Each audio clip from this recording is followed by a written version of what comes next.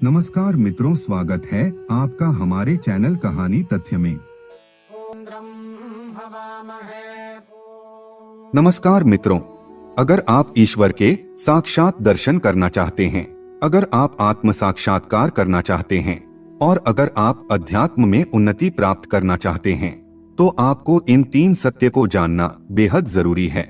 तो यह 3 सत्य कौन से है जिसे जान लेने से आपको और कुछ जानने की जरूरत ही नहीं है, और इस सत्य को जानने के बाद आपको दिव्य दृष्टि प्राप्त होगी जिससे आप ईश्वर के विराट रूप के दर्शन कर सकते हैं। तो इन 3 सत्य को जानने के लिए हमें सबसे पहले इस छोटी सी कहानी को समझना बहुत ही महत्वपूर्ण है। मिथिला नगरी में एक प्रजावत्सल्य राजा रहता था। एक रात वह सो रहा था, तभी उसको एक बड़ा ही विचित्र स्वप्न आया। उसने देखा कि वह कंगाल हो चुका है। उसने 7 दिनों से कुछ खाया भी नहीं है। उसके पास एक पैसा भी नहीं था और उसे बहुत भूख लगी थी। वह कुछ लोगों के पास जाता है और खाना मांगता है, तो वह लोग कहते हैं कि तुझे भिक्षा मांगते शर्म नहीं आती है?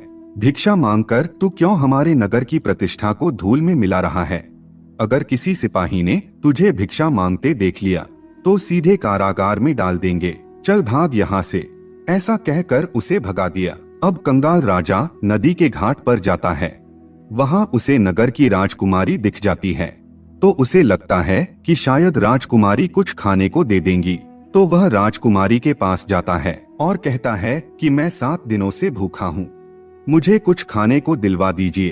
तो राजकुमारी कहती है कि तू 7 दिनों से बिना खाए मारा मारा घूम रहा है, तू क्यों हमारे नगर की प्रतिष्ठा को धूल में मिला रहा है? तो कंगाल राजा कहता है कि अगर नगर की प्रतिष्ठा की इतनी ही चिंता है तो कुछ देती क्यों नहीं? भीख तो कोई देता नहीं, खाने को ही कुछ दे दो। सभी लोग मुझे बस प्रवचन ही देते रहते हैं। तो राजकुमारी कहती है कि भीख कैसे दे दे, यह नगर की परंपरा के विरुद्ध है। तो कंगाल राजा कहता है कि क्या है तुम्हारे नगर की परंपरा? तो राजकुमारी कहती है कि यदि भिक्षु को भीख ना मिले तो वह राज्य के भिक्षुक गृह में जाकर अपनी भिक्षा प्राप्त कर सकता है। तो वह कंगाल राजा राज्य के भिक्षा गृह में जाता है और भिक्षा लेने के लिए अपनी हथेली आगे करता है।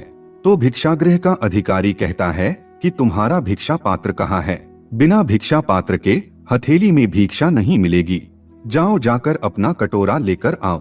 अब कंगाल राजा के पास कटोरा नहीं था, तो वह कुम्हार के पास जाता है और कहता है कि मुझे एक कटोरा चाहिए। तो कुम्हार कहता है कि कैसा कटोरा चाहिए, बड़ा या छोटा? राजा कहता है कि ऐसा कटोरा दीजिए जिसमें एक वक्त की भीख समा सके। कुम्हार उसे मिट्टी का एक कटोरा देता है और कहता है कि यह लो कटोरा और उसकी कीमत मुझे 1 दमड़ी दे दो। तो राजा कहता है कि मेरे पास तो पैसे नहीं हैं। तो कुम्हार उसे कहता है कि बिना पैसे के कोई भी चीज नहीं मिलेगी, जा चला जा यहाँ से, भाग जा, ना जाने कहाँ से आ जाते हैं भीख मंगे। अब वह कंगाल राजा रास्ते में जा रहा होता है, तभी उसे कूड़े के ढेर में एक फूटे हुए मटके का टुकड़ा दिखाई देता है। तो वह उस मटके के टुकड़े को उठा लेता है और उस मटके के टुकड़े में भिक्षागृह से खाना लेकर आता है। तभी कोलाहल होता है कि भागो भागो, 2 बैल दौड़े चले आ रहे हैं और लोगों में भगदड़ मच गई और उस भगदड़ में उस राजा के हाथ में से मिट्टी का पात्र गिर जाता है और टूट जाता है और खाना मिट्टी में मिल जाता है। तभी अचानक राजा की आंख खुल जाती है। ऐसा भयानक स्वप्न देखकर राजा विचलित हो जाता है। इस स्वप्न का राजा पर इतना तीव्र प्रभाव पड़ता है कि वह समझ नहीं पाता है कि उसने जो स्वप्न में देखा वह सत्य है या यह जागृत अवस्था में जो दिखाई दे रहा है वह सत्य है। तो उसने अपने एक सिपाही को बुलाया और कहा कि मुझे एक चुट्टी काटो। तो सिपाही ने डरते डरते राजा को चुट्टी काटी। तो राजा को दर्द महसूस हुआ, लेकिन राजा का मन अभी भी मान नहीं रहा था। तो उसने सोचा कि मुझे ऋषि मुनियों से जाकर पूछना पड़ेगा।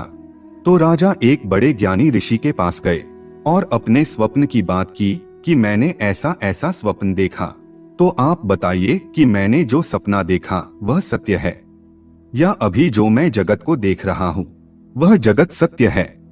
हे मुनिवर, मुझे बताइए कि वास्तविकता क्या है, सत्य क्या है? तो ज्ञानी ऋषि ने कहा कि हे राजन, दोनों में से कोई भी सत्य नहीं है। तो राजा ने कहा कि यह कैसे हो सकता है? मैंने तो वह भी देखा जो सपने में दिखा, और वह भी देख रहा हूँ जो जागने के बाद दिख रहा है। तो ऋषि ने कहा कि राजन, तुम अभी भी कहाँ जागे हो? जब तुम्हें तीसरे सत्य का ज्ञान होगा तब तुम्हें यह दोनों अवस्थाएं, स्वप्न और दृश्यजगत, असत्य लगेगी। तो राजा ने कहा कि मैं समझा नहीं, मुझे विस्तार से समझाइए। तो ऋषि ने कहा कि हे राजन, सपने में तुमने जो देखा और जो अनुभूति की वह प्रातिभासिक सत्य है, क्योंकि तुम्हें उसकी मात्र प्रतीति ही हुई। जब तुम नींद में थे तब तक स्वप्न ही तुम्हें सत्य लगा, लेकिन जैसे ही तुम्हारी नींद खुली तो ज्ञान हुआ कि वह तो स्वप्न मात्र ही था। स्वप्न सत्य नहीं था। सत्य तो यह भौतिक जगत है जो हम सबको अभी दिखाई दे रहा है। यह मोह माया या भौतिक वस्तुएं, यह सब जिसकी हम अनुभूति कर रहे हैं और जिसे हम सत्य मान रहे हैं, वह भी वास्तव में सत्य नहीं है। जब हमें तीसरे सत्य का ज्ञान होता है तो यह संसार भी हमें मिथ्या लगने लगता है। तो राजा ने कहा कि हे मुनिवर, यह तीसरा सत्य कौन सा है? मैं उसके बारे में कुछ नहीं जानता हूँ।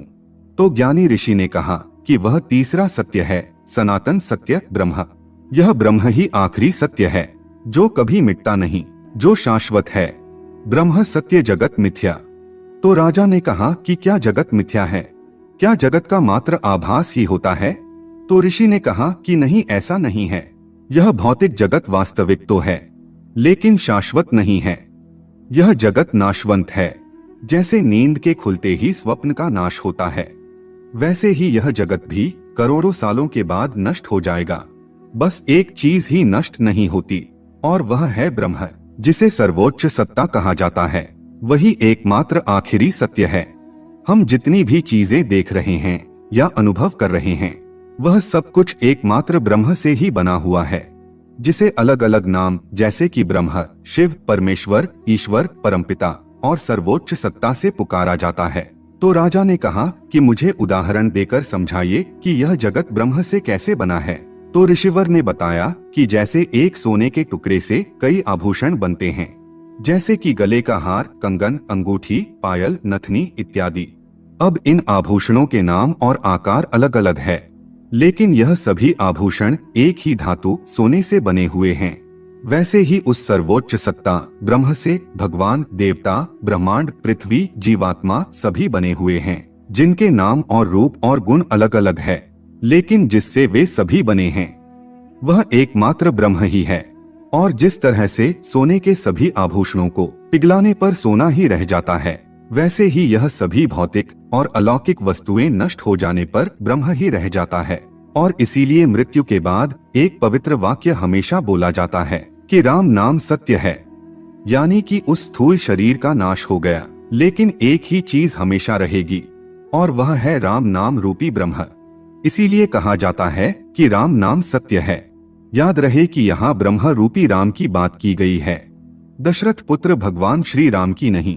और जब हमें इस ब्रह्मांड में, सृष्टि के कण कण में और हर चीज में ब्रह्म दिखाई देता है, तो ईश्वर के विराट रूप के दर्शन होने लगते हैं।